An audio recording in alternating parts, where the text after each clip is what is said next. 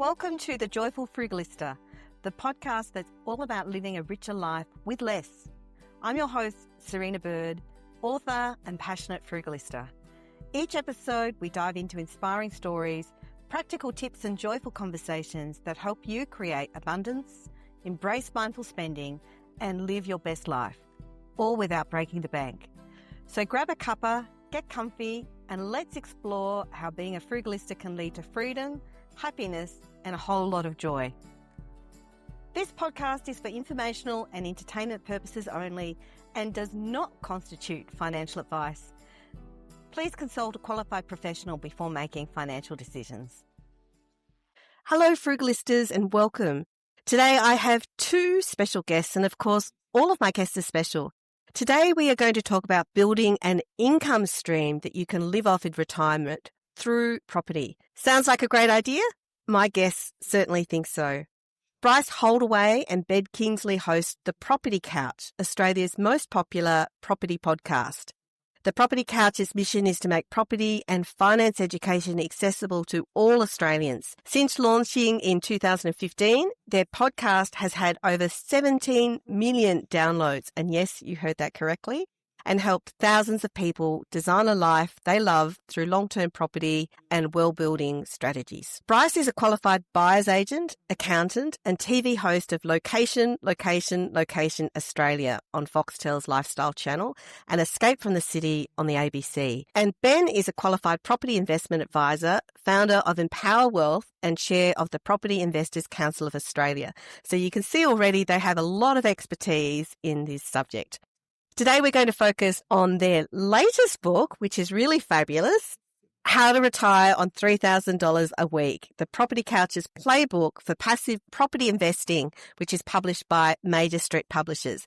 So welcome, Bryce and Ben, and congratulations on your latest book. So this is your third book? Yeah, thanks for having us, Serena. Yeah, that's right. That's our third book. And thanks for the introduction. It's kind of nice for me because I'm usually the one on our podcast that's doing the run sheet on who the person is. So it's not too often that I get to sit and get it reflected back to me. But thanks for having us on, Serena. Well, You are both the talent today, so it's all about you. Yeah, no, that's exciting. I'll sit back and relax, Ben. We can just talk about our favourite subject.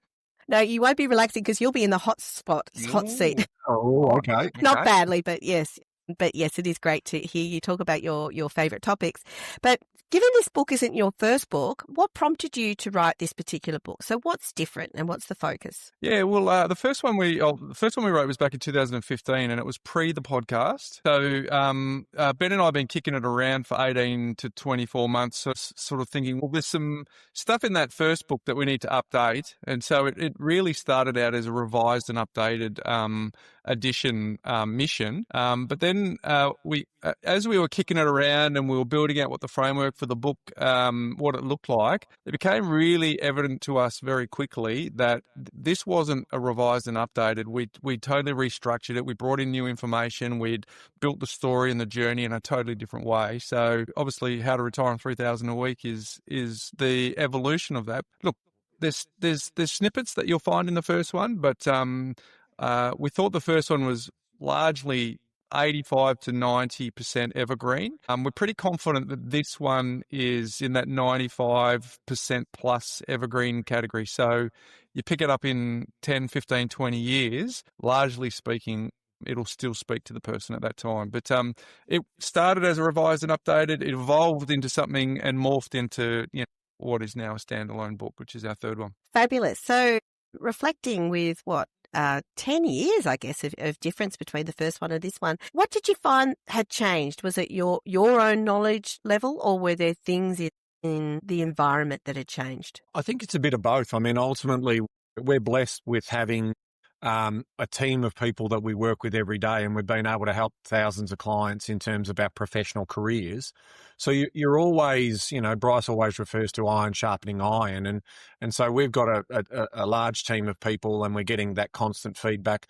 And the market is also evolving, right? Like in terms of, the properties that you bought back in 2015, were sub $1 million and quite the bulk of them were, but we're now seeing median house prices around that $1 million, which we projected would happen. But it has also meant that there's other ways in which people are looking to invest. There's a lot more discussion around rent vesting. There's, different sort of mechanisms or vehicles to do that. And in terms of investment strategies, we've been really clear in terms of boring and predictable around long-term investment strategies, but there are new strategies that are out there. So we wanted to update the book with some of those new strategies, some of the new frameworks that we also have developed over the last 10 years. And that's why Bryce's point around there's a lot of new, fresh content in the book that sort of encapsulates effectively what has been, 500 odd episodes of the podcast. Fabulous. And one of the things I really love about the book is just how real and authentic it is.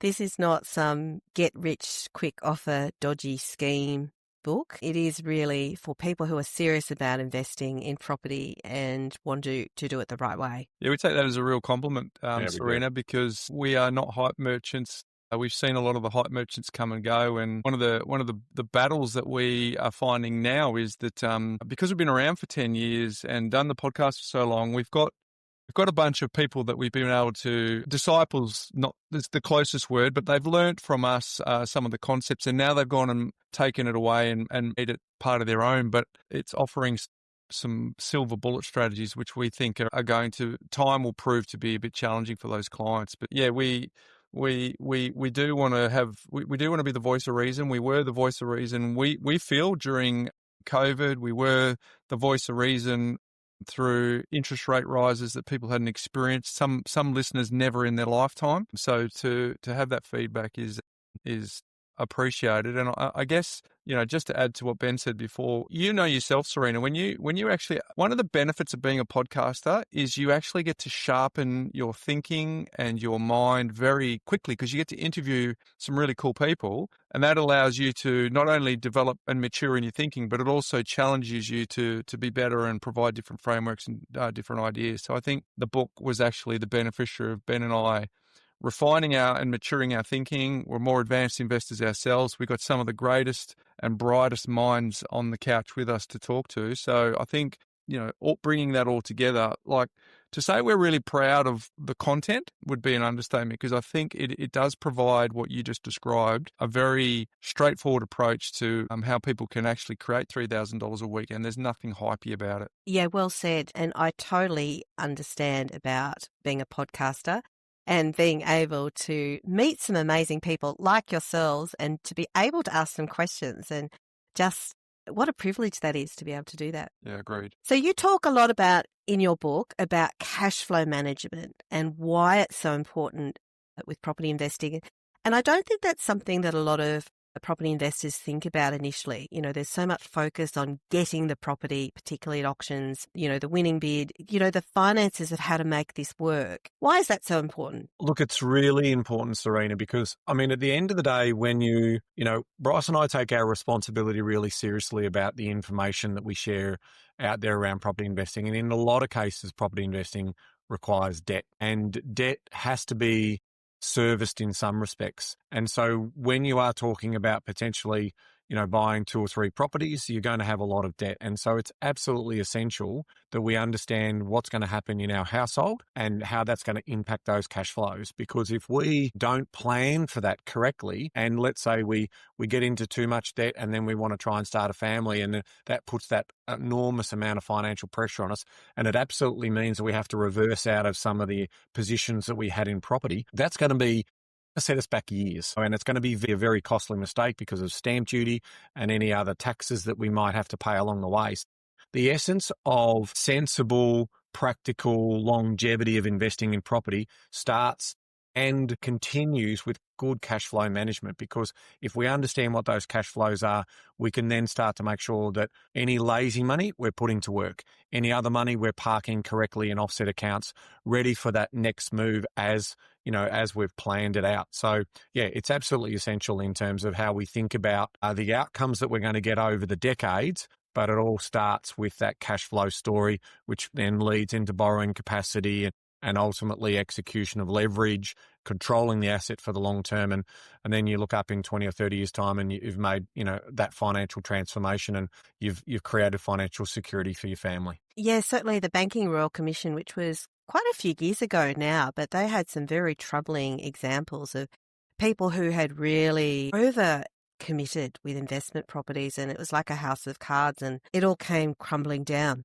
I think you raise a good point, and I mean, property is an unregulated space, so anyone can put on a suit and can potentially try and teach you or convince you to invest in property, and they've got conflicted agendas there because they're potentially trying to get a commission or make money out of that particular thing. So whilst it remains unregulated, there is a lot of social media activity where, get rich quick, or, this person made this much money in 4 months. And, so it's a lot of hype around that. And I think the Royal Commission showed how that's happened in the past in terms of mining towns and boom bust and then they blame the banks for lending all the money to those people who are unsuspecting. I think we're in a similar sort of hype phase right now as we're recording this, is that there's a lot of social media advertising out there around property and buyers agents and, spruikers who are doing their work. And that worries us. I mean, ultimately,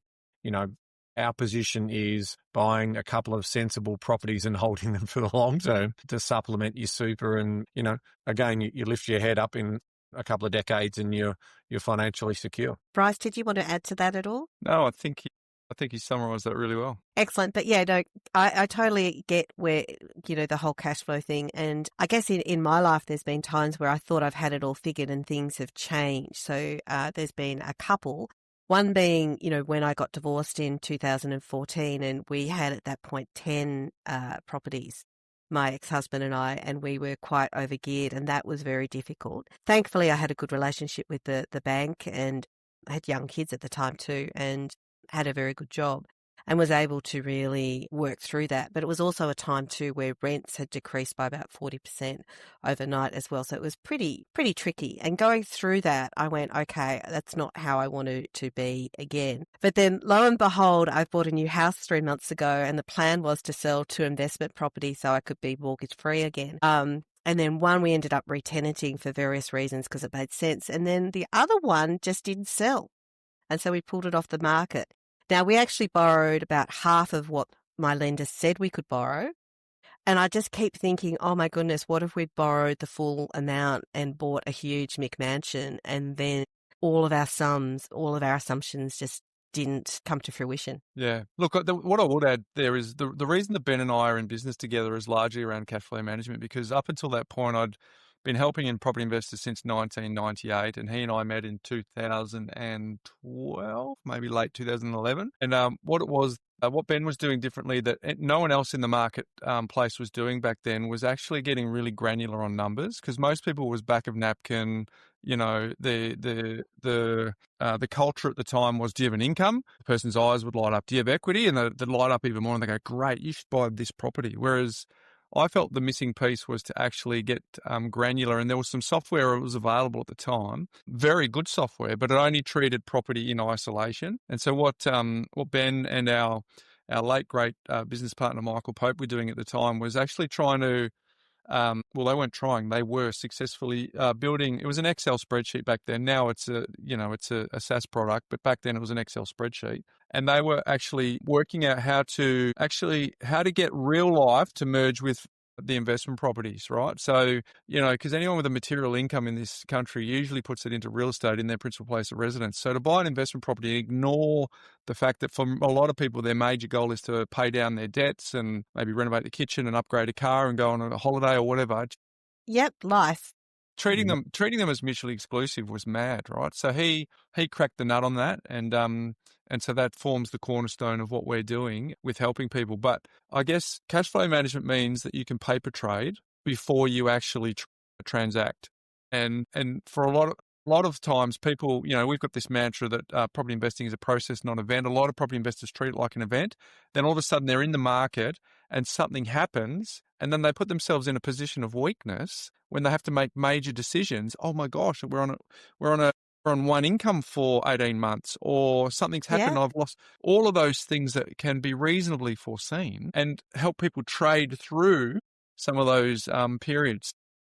For us, look, to be honest, it's madness that anyone buys an investment property without doing the cash flow management first. We know from lived experience that a very, very large percentage of the population do buy investment properties without having that rigor around the cash flow. You'll notice in the book we had the A, B, C, D of in investing. That's the property investment formula, but it's actually C, B, A, D is the actual order, but it doesn't sound as nice, right? So, obviously cash flow management starts at the top. Yeah, look, I hear you on all of that as well. And especially too, like the expenses with investment properties just seem to go up and up, or, at least I feel like that. It's still, an attractive class overall, but people don't think about, the land tax. And I know you've done a podcast recently on land tax, all those different sorts of charges, that you might have around water, around strata. There's quite a lot of things. And so it's not just how much you're going to repay on the mortgage. It's a whole suite of things that you're going to have to pay. And then, of course, maintenance, because things do happen. Life does happen. Suddenly the hot water system will break down. I mean, on average, they last about 10 years. So it's going to happen if you hold a property for a while. Touch wood, I've got one property. It hasn't had anything happen for about 15 years. I'm waiting to hear when that's going to happen. Touch wood. You've provisioned for that though, haven't you, Serina? So when it does happen, you know that there's money that you set aside for that. It's eventually going to happen, right? Exactly. And usually when my property manager calls me and says, oh, this is this, I'm like, yeah, we'll just replace it straight away. Like it's important for me as a landlord, and I'm obligated to do that. But also too, it's like you know that that's been priced in, but you need to know that. You do. And I think the other thing that, it's some of the messaging that I've been sort of starting to, we in our modelling work that we do for planning clients, we look after, that's fine. But even as the chair of PICA, I'm telling all of our members, and effectively I'm getting the message out there to over the 2 million property investors, individual property investors out there, is the reality is with all of the new minimum standards, all the potential energy efficiency stuff, all of these additional costs that are going to come in, you need to make sure that your property manager is aware that a 4 to 5% increase on an annual basis is a reasonable increase, because at the end of the day, it's still an investment that you need to get a return on. And if you're not getting that type of return, whether it's obviously the passive income or that, so I think it's important, because what some people potentially tend to do, or the property manager coaches you to sort of say, oh, I think you've got a great tenant here, don't put the rent up. And now that makes their life a little bit easier, because obviously they're the ones who have got to pass on that. But even with some of the regulations that are coming in, the challenge is if you don't move on a regular basis and then you try and do a 10% or a 12% increase when interest rates or whatever go up, then the regulators, sort of step in and say your increase is too much in 1 year. So that's why I think it really is important that 4 to 5% increase per year. Now, if you're in a fortunate position where you don't have to deliver 4 to 5%, well, maybe it is then 2 to 3% for them. But you want to also make sure that they understand that your cost of running your business have increased. And if the government continues to keep putting higher taxes on you, well, you're going to have to pass on some of those. You can't run a business and expect to carry all of those costs yourself. Yeah, it's always a hard one, the rent increase, but I agree to do it annually and to do it regularly. Where I live in the ACT, it's mandated that there's only a limit that you can increase every year in terms of tenant protections. So you can't just wait and then go, my goodness, interest rates have gone up. I'm, losing money now. I need to put it up Exactly by my point. a substantial amount. You actually have to do it gradually and do it regularly. Yeah. So good tip to your community. Good tip. And don't feel bad about it. Just do it, because it's you need to be, if you are not able to afford to keep that property, you're not able to be able to afford to have something that you can rent out to someone who needs that property. So you talk a little bit in your book about debt, and I really loved the characterizations that you had. So as you know, a lot of people talk about good debt and bad debt, and increasingly in the financial independence retire early community, there's a lot of people who talk about any debt whatsoever is bad. They're obviously not property investors, but, there is that move as well. So how do you describe debt? Yeah, we think it's very difficult to save your way to retirement. So some form of leverage, the right type of leverage is what we're proposing. If you think about our grandparents, or how we were brought up, that all debt is bad. You think about, even my dad was born in 1939, so he was in the shadow of depressions and wars and austerity. So it kind of made sense that was the tone at the time. But then what happens is these things get passed along, and then the next generation says, no, all debt's bad. You got to pay cash for everything. And so, towards the the late 80s, the 90s, they started to talk, instead of all debt being bad, it was good debt and bad debt. And good debt is obviously for stuff that goes up in value, and bad debt is stuff that goes down in value. Well, in the book, we talk about 3 categories, which is horrible, tolerable, and productive. And horrible, as it sounds, is for debt for stuff that just goes down in value, right? Think about anything that's on a credit card or a store card, or you're buying stuff that's just consumer stuff. Tolerable debt is, depending on which authors, where they are from around the world, they'll tell you that your home isn't an asset, but we think it is because of the essential need that it provides. But it's tolerable debt because you're the only one paying it off, right? There's no tax help, there's no tenant help. But if you Ben will talk about this a bit later, but in retirement, if you don't have a roof over your head, it is a world of pain, right? So yeah, it is. Therefore, having that is really important. So horrible, tolerable, and then productive is just another label for good debt, which is income-producing assets that has the ability to grow in value, whether that's on a capital base, whether it's on an income, a combination of both, where you're not the only person paying for it. And clearly our book is about tolerable and productive debt. And our second book is about eliminating horrible debt and having a system around making sure you don't get into horrible debt. But that's how we define the types of debt as an evolution from our grandparents who said all debt is bad, you should pay cash for everything. I think we've evolved in a way that, as austerity and depressions get further and further away from our memory, we can embrace the clever use of debt. Great. Now, Ben, did you want to talk a little bit about the need for a roof over one's head in retirement? I think the important thing is the way in which our tax system and, sort of is built is the reason why we have superannuation is because Treasury went to Paul Keating and said, we're going to have a problem. All of this innovation that was happening at the time, they were projecting life expectancies were going to continue to get longer, which is brilliant. And that's the legacy we get from baby boomers who obviously got into STEM and, made our standard of living and our lifestyle and our health better. And so the problem with that, though, is that we were going to run out of money because usually a pension would kick in, and then unfortunately that person who was enjoying that pension would die in 2 or 3 years. And so it was able to be afforded back then, but we didn't have any other mechanism to be able to afford that. So what the government did was introduce superannuation, and that has obviously been a bonanza for our country in so many ways, because the other thing that we also understood that if you give the bulk of money to people in Australia, they spend it, right? So they weren't very good as savers, so it was forced savings. And so that's where we sit. But the other important thing there is with a house, that's not means tested currently in regards to the pension. And so if you are asset rich in your principal place of residence, you will still receive a pension as part of that. And those people who are in that position have worked for 40 years and they've paid their taxes, and I think they feel, that it's reasonable that they should also have some government support later in life. That may change in the next 5 or 10 years as the pressure continues to mount on government debt and government spending as we become more of a socialist democracy. But that's an important part of that. And of course, the thing that I wanted to talk about was with house prices moving higher and higher and the ability to save a deposit and getting in, one of the biggest challenges we do see is if you choose to start a family early, potentially a lot of your money is then spent on your child or children, and that really does limit your borrowing capacity or ability to potentially own a property. We are passionate about all Australians owning at least their family home and getting on that property ladder, but there's too much evidence, unfortunately, of families or people that are starting families that it's just very, very difficult for them. And then we also know every sort of 11 to 12 minutes in this country, we have a divorce or a relationship separation. And so then we've got the bigger challenge there of single incomes with dependents, and that just makes life for them very, very difficult. So you really want to do a couple of things here.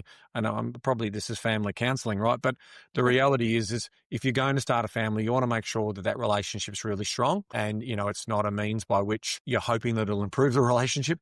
But off the back of that, you then want to basically get that order in the right order. Whereas if you've got some financial security, and in the event that there is a relationship breakdown, you can potentially sell that asset and share those proceeds to hopefully get back into that market. Yeah, it's a hard one for young people, isn't it? We've got crazy low fertility rates in Australia.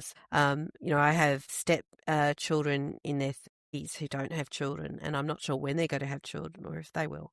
It is a quite hard thing. But then, not having that security of having a property and having, constant property inspections when you've got kids and worrying about them drawing on the walls and everything must be really tough. Well, it's that, again, it's that principal place of resident tax exemption in addition to the means test that I spoke about that makes owning a property a huge advantage. In fact, most of the research and the government inquiries have said the biggest tax advantages goes to owner-occupiers, whereas a lot of the noise in the media focus in on, it's the negative gearing and it's the investors who are distorting the property market. That's not necessarily the truth or the whole truth of the situation. Yeah, interesting. And you both talk a lot about offset accounts too, which in a sense, means that rather than putting your money in a bank account where you're being taxed on your income, you're using it productively to pay down your mortgage as well. Yes. We love them. They're a superpower. They give you that flexibility to manage liquidity because at the end of the day, cash flow management has two parts to it. Spend less than you earn. But the other part about that is that liquidity allows you to it buys you time. So in the event of some unforeseen challenges financially or even health-wise or whatever personally, you've been able to buy time and you're not a forced seller. The last thing you ever want to be, in a market or in a down market is a forced seller. You want to be able to trade your way through that, and offsets are a beautiful thing because they give you that ability to do that, and effectively they're not income. They're reducing interest, so you're not getting taxed whereas you might have that in a savings or a term deposit. Thank you. Now, I have one final question for you both, which is, do you have a Frugalista tip to share? Yeah, we do. The biggest thing for us is, Ben just talked about an offset account. So the way that we help people manage their money is we say budgets don't work, right? Controversial, I know, but budgets don't work without an underlying system. And part of our system is to have what's called a 7-day float, which is really what we consider someone's payday. So imagine you get your pay and your rent and it all goes into an offset account. We actually say on a Thursday, you should pay yourself a 7-day float. And that 7-day float should be enough discretionary spend that'll get you through, as it sounds, 7 days. The reason we say you should pay it on a Thursday is because obviously the most expensive 2 days out of the 7 is usually Friday night and Saturday night. So we've got to make sure we've got enough cash flow then. But here's the tip, and here's the tip for your audience. What my wife and I have done, what Ben and his wife has done, what we teach our clients to do is that 7-day float is not negotiable. Once you've determined that that is your discretionary spend for the 7 days, if you have a big weekend, guess what? Tuesday, you open the pantry and you find out what you've got in there combined with what you've got deep down in the freezer, and that's that packet of pasta that's there, and that's what you eat on Tuesday night. You don't go and tap and go again, because that's where unconscious spending happens, and unconscious spending leads to people eroding their goals around their financial future. So my Frugalista tip is adopt a 7-day float. Some people have $700 a week. Some people have $280 a week. Some people have $2,000 a week. It's irrelevant to us what your number is, but once you've worked out your number, they are the flags you swim between, and you do not swim outside of those flags, because that is the discipline that you build on making sure, because most people don't run out of money by accidentally buying a big television or accidentally booking a holiday. It's the relentless tap and go that they do throughout the week. But by the time they get to the end of the month and they check their statement, they go, holy smokes, that blew out. The 7-day float is a discipline that Ben and I have both been doing for over a decade. That means that irrespective of how much money we have in our households, we are relentless around that. That's something that we wrote about it in all 3 of our books, to be honest. But that's one of the biggest gifts that I reckon we could give your audience, because our budgets don't work because they fail us at the point where it matters the most, which is at the point of sale.